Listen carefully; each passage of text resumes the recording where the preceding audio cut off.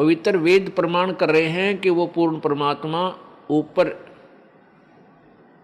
तीसरे मुक्ति धाम में, क्योंकि एक धाम, धाम कहो, लोक कहो, अक्षेत्र बोलो, एक तो 21 ब्रह्मांड का अक्षेत्र है, धाम है ये ब्रह्म का। एक 7 संख ब्रह्मांड का क्षेत्र है परब्रह्म का, जिसे अक्षर पुरुष भी बोलते हैं। और तीसरा जो अक्षेत्र है वो सतलोक है, जो मुक्ति धाम है, पूर्ण मोक्ष स्थान है।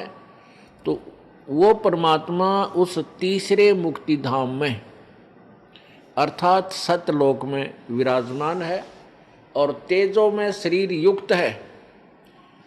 और वहाँ से चलकर वो परमात्मा अपनी प्यारी आत्माओं को यहाँ काल के लोक में आकर के मिलते हैं और फिर अपने तत्व ज्ञान से उन्हें परिचित कराते हैं, अपनी समर्थता से उन प्यारी आत्माओं को परिचित कराते हैं और सतलोक तथा ऊपर के सब ब्रह्मांडों को दिखा करके वे अपना साक्षी बनाते हैं। उनमें से कौन कौन हैं? आदरणीय धर्मदास साहिब जी,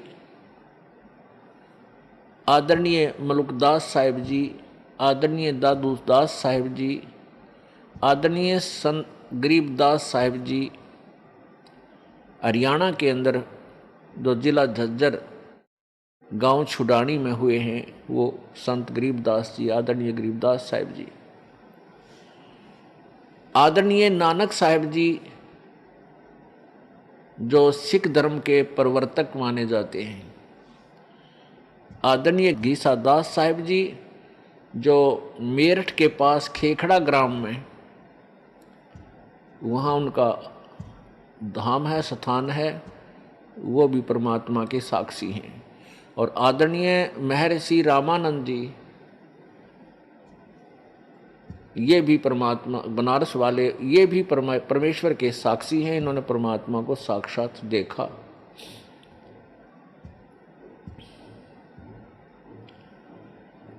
पुण्यात्माओं, हम जिस भी कार्य को करने चलते हैं उसके विषय में हमें पूरा ज्ञान होना चाहिए, तभी हम उसमें पूरी रुचि से लग सकते हैं। जैसे कोई बच्चा ट्रेनिंग करता है, कोर्स करता है,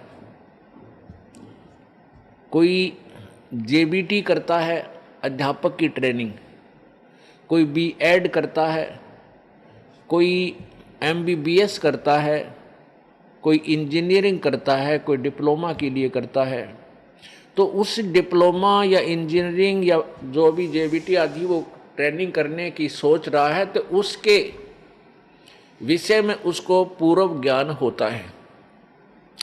स्टार्ट करने से पहले उसको पूर्ण ज्ञान होता है कि इस कोर्स के, इस ट्रेनिंग के करने से मुझे क्या बेनिफिट होगा। तब वो बच्चा उस पर तन मन धन से लग जाता है और सफल हो जाता है। इसी प्रकार हमने अपने आध्यात्मिक कोर्स को, आध्यात्मिक ट्रेनिंग को सिलेक्ट करने से पहले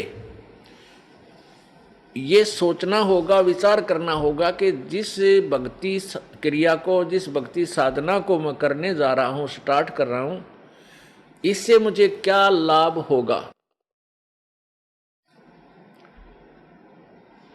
तब उसको स्टार्ट करना चाहिए। अभी तक हमें यही नहीं पता था कि कौन भगवान है और जिनको हम पूर्ण परमेश्वर मानते थे वो उनकी स्थिति वास्तव में क्या है।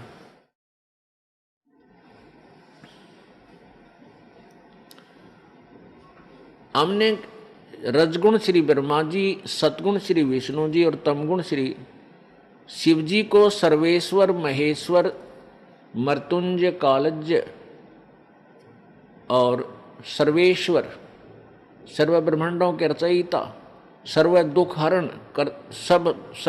हरण करता आदि आदि ना जाने कितनी उपमाओं से जाना था।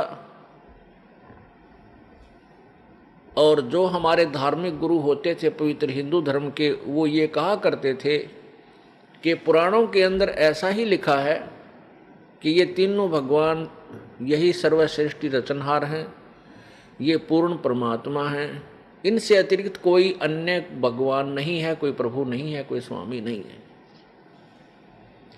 तो हमने अपने टीचर्स को, अपने आध्यात्मिक अध्यापकों को अपने सिलेबस के पूरे जानकार विद्वान मानकर उनकी प्रत्येक बात को स्वीकार किया और उनके द्वारा दिए गए भक्ति मार्ग को भी स्वीकार करके उस पर हमने प्रयत्न किया।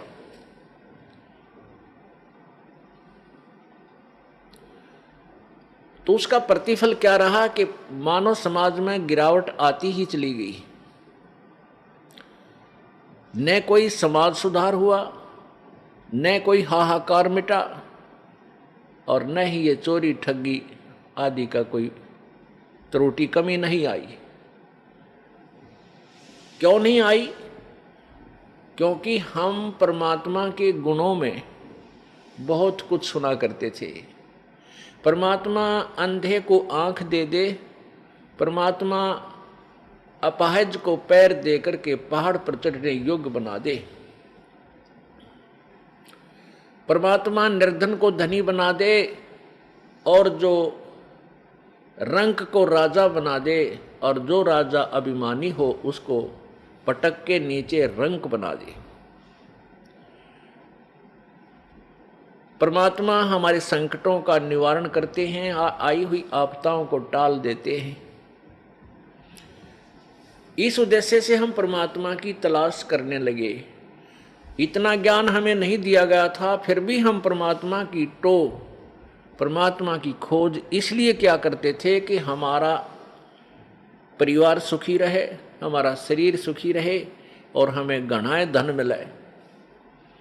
इस दृष्टिकोण से हम परमात्मा की खोज में यानी भक्ति साधना करने लगते हैं प्रारंभ में, क्योंकि हमारे ऊपर इतनी पाप कर्मों की इतनी आपदाएं सवार होती हैं कि हम पहले उन्हीं से अलग होने की ही चेष्टा करते हैं। इसलिए हम परमात्मा के पाने का जैसा भी जिसने साधन बताया हम उसको करने लग जाते हैं, जिसके प्रतिफल में हमें कोई भी लाभ नहीं हुआ। जैसे कोई निर्धन व्यक्ति है, परमात्मा से प्रार्थना करने जाता है कि मेरे ऊपर कर्जा बहुत हो गया प्रभु, यानी मुझे इस आपदा से बचाइए। अब जिस संत, क्योंकि परमात्मा की प्राप्ति का साधन, परमात्मा की खोज किसी संत के बताए अनुसार ही होती है। ऐसा हमें पता है कि कहते हैं कि गुरु बिन मोक्ष नहीं होता, ये प्रत्येक प्राणी की जुबान पे है, एक आधा नास्तिक ने छोड़ के। तो इसलिए हम संतों के पास जाते हैं कि हे गुरुवर, हमें ऐसा साधन बताइए जिससे मेरा परिवार सुखी हो, मेरे ऊपर आई हुई आपदा टले, मेरा रोजगार ठीक बने। अब उस गुरुजी ने जो भी क्रिया बताई आप जी ने खूब की, लेकिन ऑल इन वेन, यानी सब निष्फल रही। फिर वो दुखी व्यक्ति जिसके ऊपर कोई ऐसी आपदा है, यानी वित्तीय हालत खस्ता है, जिसकी धनवान नहीं है, निर्धन हो गया, गरीब है, और उधर से कई समस्याएं उसके ऊपर आ पड़ी हैं, तो वो भगवान से राहत लेने गया था, वहाँ तो मिली नहीं। फिर वो क्या करता है, फिर चोरी ठगी जेब काटने लग जाता है। वो सोचता है कि मैं ऐसे धनवान बन जाऊंगा, या उसकी महाभूल है। यदि चोरी करने वाला और ठगी करने वाला यदि धनवान हो तो फिर कोई भी काम ना करे, वो उसकी जेब काट ले, वो उसकी काट ले जो धनी होता है। ऐसे नहीं हो सकते, ये तो घोर पाप उसके ओर रखा जाता है। जब हम परमात्मा की पावर से, परमात्मा की के से जुड़ जाएंगे, परमात्मा की पावर हमारे अंदर आवेगी, फिर वो परमेश्वर की पावर जो है हमारे कार्यों को बहुत ही स्पीड से चलावेगी। जैसे हम पहले हाथ से पंखा करते थे, गर्मी से बचने के लिए हैंड फैन होते थे,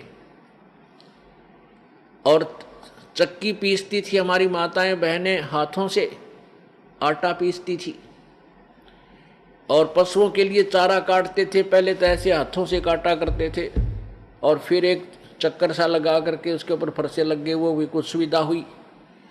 और इस तरह हम कार्य किया करते थे। 2 घंटे चक्की पीसा करती थी माताएं, और 4 सेर 4 किलो आटा मुश्किल से पिसा करता। पसीनम पसीना, हाथा में छाले पड़ जाया करते थे। और फिर जब हमें पता चला कि ये विद्युत तैयार हुई, विद्युत की खोज हुई,